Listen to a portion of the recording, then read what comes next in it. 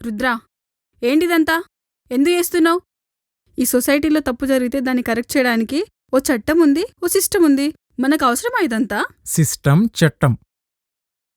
నువ్వు ఐఏఎస్కి ప్రిపేర్ అవుతున్నావని ఇలాంటి లత్కొర మాటలు చెప్పకు ప్రీతి. నిజాలు మాట్లాడుకుందామా?